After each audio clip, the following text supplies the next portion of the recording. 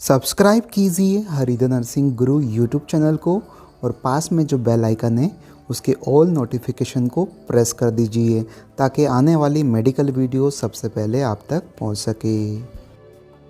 Hello friends, welcome back to our YouTube channel. मैं हरिनागर आपका बहुत बहुत स्वागत करता हूं। तो दोस्तों, जैसा कि घरों में बच्चों को सर्दियों के मौसम में और बरसात के मौसम में निमोनिया हो जाता है, तो आज के वीडियो में हम बात करने वाले हैं कि किस प्रकार से छोटे बच्चों में निमोनिया को होने से रोका जा सकता है।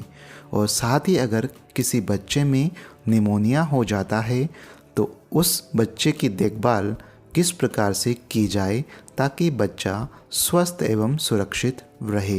तो दोस्तों, इस वीडियो को आप शुरू से लेकर अंत तक ज़रूर देखें, क्योंकि अगर आप वीडियो स्किप करेंगे तो आपको महत्वपूर्ण जानकारी नहीं मिल पाएगी। और जी हाँ दोस्तों, अगर आपने हमारे इस वीडियो को अभी तक लाइक नहीं किया है तो प्लीज़ लाइक कर दीजिए, क्योंकि आपके एक लाइक से हमको मोटिवेशन मिलता है और आगे भी हम आपके लिए इसी प्रकार से वीडियोस लाते रहते हैं। So friends, let we start our today video.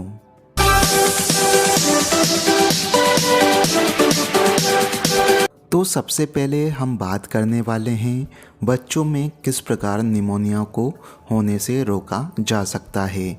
तो यहाँ बच्चों के माता पिता को कुछ बातें ध्यान रखना आवश्यक है। तो यहाँ अपने बच्चों को हमेशा बीमार बच्चों और घर में जो बड़े व्यक्ति हैं जो कि बीमार हैं उनसे हमेशा दूर रखना चाहिए, क्योंकि छोटे बच्चों में इम्यूनिटी पावर बहुत ही कम होती है, यानी कि उनका प्रतिरक्षा तंत्र कमज़ोर होता है, जिससे बच्चों में संक्रमण के चांसेस बहुत ही ज़्यादा हो जाते हैं।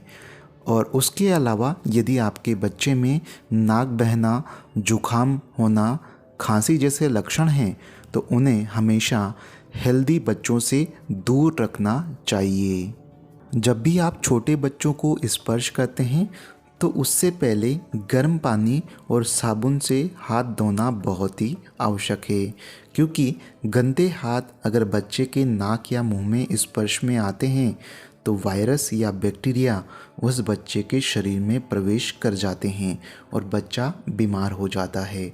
तो उसी प्रकार से छोटे बच्चों के हाथ हमेशा धुलाते रहना चाहिए, क्योंकि अक्सर छोटे बच्चे गंदी वस्तुओं को टच कर लेते हैं और वही गंदे हाथ अपने नाक या मुंह में टच करते हैं।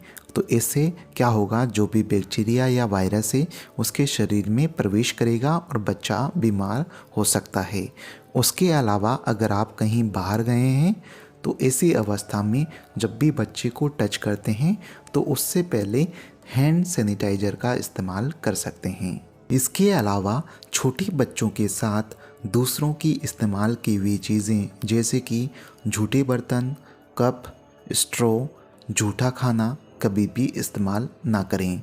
उसके अलावा दूसरों का इस्तेमाल किया हुआ जैसे कि टिश्यू पेपर, रुमाल भी यूज़ नहीं करना चाहिए, क्योंकि अक्सर घर में देखा जाता है जो बच्चों के माता पिता होते हैं वो अपना गंदा रुमाल बच्चे के नाक या मुंह पर इस्तेमाल करते हैं। इस प्रकार की गंदी चीज़ें अगर बच्चों के साथ में शेयर करते हैं तो बच्चों में संक्रमण के चांसेस बहुत ही ज़्यादा हो जाते हैं। इसके अलावा बच्चों के माता पिता को यह सुनिश्चित करना होगा कि बच्चे का टीकाकरण हुआ है या नहीं, क्योंकि बच्चे का टीकाकरण होने से बच्चों की इम्यूनिटी पावर बढ़ जाती है और संक्रमण का खतरा कम हो जाता है। तो बच्चे को बैक्टीरियल निमोनिया से बचाने के लिए हीमोफिलस इन्फ्लुएंजा बी अथवा हिब वैक्सीन लगाई जाती है और इसकी टोटल मिलाकर 3 डोज लगाई जाती है, जो कि बच्चे के जन्म के 6 सप्ताह, 10 सप्ताह और 14 सप्ताह में लगाई जाती है। इसके अलावा पीसीवी वैक्सीन यानी कि न्यूमोकोकल कॉन्जुगेट वैक्सीन भी बच्चे को बैक्टीरियल निमोनिया से बचाने के लिए इसकी भी 3 डोज लगाई जाती है, जो कि बच्चे के जन्म के 6 सप्ताह, 14 सप्ताह एवं 9वें महीने में लगाई जाती है। इसके अलावा बच्चों को वायरल निमोनिया से बचाने के लिए फ्लू वैक्सीन लगाई जाती है। तो आप यह भी सुनिश्चित कर लें कि आपके बच्चों को फ्लू वैक्सीन लगी है या नहीं, क्योंकि फ्लू वायरस कब निमोनिया में बदल जाता है पता नहीं चलता। इसलिए बच्चे को फ्लू वैक्सीन ज़रूर लगाएं। अब बात करेंगे, अगर किसी बच्चे में निमोनिया हो जाता है तो उस बच्चे की देखभाल किस प्रकार से की जाए ताकि बच्चा स्वस्थ एवं सुरक्षित रहे। यदि आपके बच्चे को बाल रोग विशेषज्ञ द्वारा एंटीबायोटिक दवाइयाँ प्रेस्क्राइब की जाती है तो एंटीबायोटिक को उस बच्चे को हर दिन सही समय पर और उसका पूरा ट्रीटमेंट देना चाहिए। यदि आपका बच्चा बेहतर महसूस कर रहा है तो कुछ दिनों के बाद एंटीबायोटिक देना बंद न करें, क्योंकि अक्सर माता पिता क्या करते हैं, अगर बच्चा ठीक होने लगता है तो बच्चे की दवाइयाँ वहीं पर रोक देते हैं, जो कि बिल्कुल गलत है। अगर एंटीबायोटिक की वजह से कोई साइड इफ़ेक्ट हो रहा है तो उसके बारे में आप अपने डॉक्टर से ज़रूर संपर्क करें। और जब भी बच्चे के माता पिता बच्चों के लिए खांसी और जुकाम की सिरप या दवाइयाँ लेकर आते हैं तो बच्चे को देने से पहले आप डॉक्टर से ज़रूर पूछ लें, क्योंकि इनमें से कई दवाइयाँ 6 साल से कम उम्र के बच्चों के लिए नहीं होती हैं। इसके अलावा निमोनिया की अवस्था में बच्चों के शरीर का तापमान यानी कि टेम्परेचर यदि बढ़ा हुआ है तो उसको चेक करने के लिए हमेशा थर्मामीटर का इस्तेमाल करें, क्योंकि अक्सर देखा जाता है अगर बच्चों में टेम्परेचर बढ़ा हुआ है तो बच्चों के माता पिता शरीर को टच करके टेम्परेचर पता करते हैं कि बच्चा गर्म है या नहीं। अगर बच्चा गर्म है तो उसे बुखार की दवाई दे देते हैं, जो कि बिल्कुल गलत है, क्योंकि शरीर को स्पर्श करने से शरीर का तापमान पता नहीं चलता।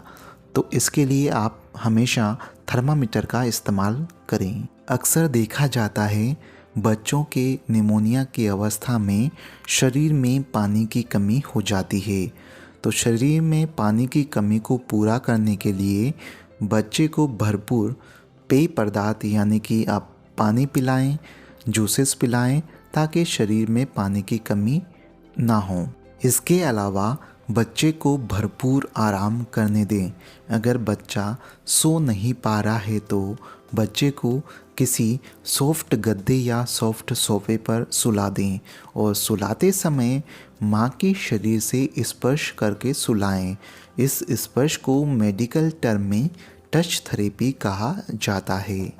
इसके अलावा निमोनिया की कंडीशन में कई बच्चों में सांस लेने में तकलीफ़ होती है, तो उस कंडीशन में कमरे में ह्यूमिडिफायर का इस्तेमाल ज़रूर करें, क्योंकि ह्यूमिडिफायर हवा को नम यानी कि मॉइस्चर करने में मदद करता है, जिससे बच्चे के सांस लेने वाली नली को साफ करके सांस लेने में आने वाली रुकावटों को ख़त्म करता है। अगर फिर भी बच्चे को सांस लेने में तकलीफ़ होती है, जैसे कि छाती का फूलना, पेट का तेज़ी से अंदर या बाहर होना, नाक का फूलना इत्यादि लक्षण अगर बच्चे के अंदर देखे जाते हैं तो इस प्रकार की कंडीशन में बच्चे को तुरंत डॉक्टर को दिखाना चाहिए।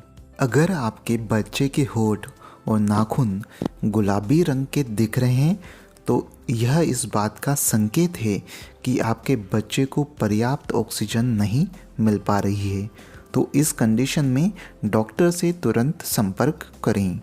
यदि आपके बच्चे का निमोनिया के लिए घर पर इलाज किया जा रहा है और वह बेहतर नहीं हो रहा है या ख़राब दिख रहा है तो बच्चे के चेकअप के लिए उसे डॉक्टर के पास ले जाएं, या हो सकता है बच्चे को हॉस्पिटल भी एडमिट किया जा सकता है।